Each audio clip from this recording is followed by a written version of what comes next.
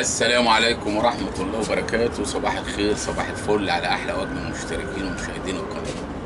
من رؤيتنا المتواضعة منارة الغواي، معانا موضوع النهاردة مهم جدا، وحبايبنا اتصلوا وسألوا الزغاليل عينها بتقفل، الزغاليل عينها بتورم، الزغاليل تعبانة. طبعا في أسباب كتيرة، لكن من أهم الأسباب اللي احنا هنقولها لحضراتكم دلوقتي شهر 7 و8 ودرجات الحرارة العالية. احذر احذر احذر من انك تسيب حمام او زغاليل سايبة، او تطلع تفتحها في عز الحر. اكبر غلط. الزغاليل ما بتعرف، ممكن مش فاهمة حاجة، تلاقي الزغلول قاعد على العرق والشمس ضاربة فيه، بيحصل له جفاف، الزغلول بينشف من غير ما تاخد بالك. تبص تلاقي عينيه بدأت تنشف، بدأت تقفل، عملت قشرة، تيجي تشيلها له تتعور. حاجات كتير. تلاقي العينين ورمت.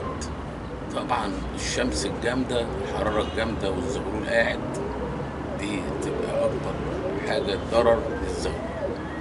فبحب أقول لحبايبنا الغواي، حبايبي ولادي أو إخواتي، اوعى تسيب زغاليل او حمام على الغية سايب طول النهار، وبالاخص شهر 7 و8. نطلع في مواعيد بدري الصبح، بدري قبل الحر وقبل الشمس، نفتح زغاليلنا ساعة، معاها ساعة ونص، على قد وقتك وعلى قد ما تقدر تقعد معاهم. وبعد كده قبل ما تنزل تقفلهم وما تسيبهمش على الحرام. حمام كبير خلاص اتقفل، المفروض ما يتفتحش.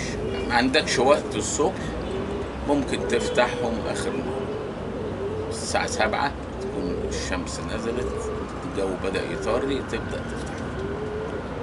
غير كده ما تعملش.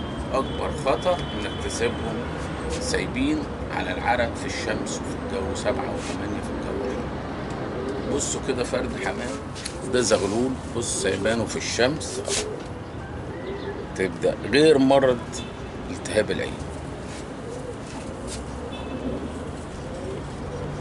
هتلاقي العينين بتورم، الجفن نفسه بيورم، هتخش في مشاكل، الجفن هيلزق، ممكن تجيب برهم بنتروميسين وتعمل بيه عشان يطر الجلد بتاع جفن العين.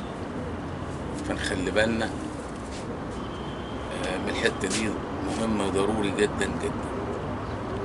تتعب، بتفرخ، بتطلع الزغاليل، ما بتعملش معاها صح، الزغاليل ماتت، الزغاليل حصل لها حاجات كتير. فنخلي بالنا من اهم الحاجات دي، عدم سيبان الزغاليل في الشمس في الجو الحار بتاع 7 و8. يبقى كلنا نتبع التعليمات، نفتح الزغاليل الصبح بدري يا اخر النهار، وما نسيبهاش اكتر من الوقت اللي انت بتقعد معاه، حسب طيرانها وحسب مجهودها. ينزل تريحهم 10 دقايق ربع ساعة، ما تجوبوش على طول عشان ما يفخرش.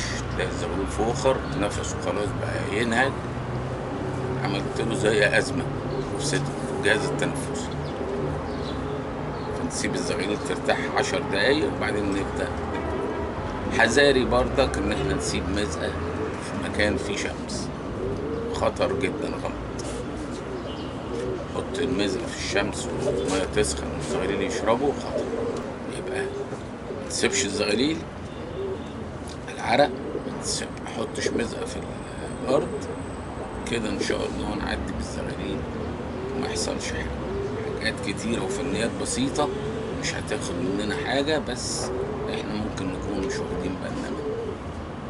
فاحنا تحت أمر أي حد يطلع واحنا نجاوب، قول اللي نفسك فيه واحنا نطلع نجاوب. في كذا موضوع حبايبنا برضه سألوني فيهم، هنطلع. بالمناسبة القناة الجديدة، قناة أبطال حمام النش 2، دي اللي هيبقى ينزل عليها الفيديوهات ونشغلوها بإذن الله. لو مشتركتش فيها اشترك في القناة وفعل الجرس ليصل كل ما هو جديد.